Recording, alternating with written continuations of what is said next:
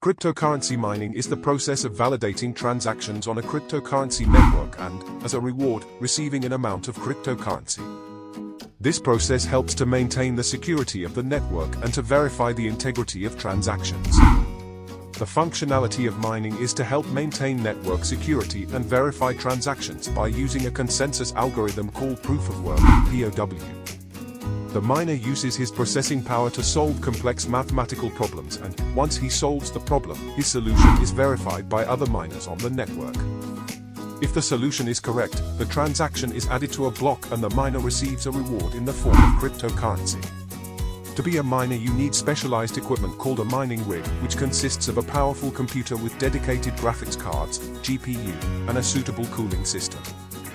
It is also necessary to have technical knowledge to set up and maintain the mining rig.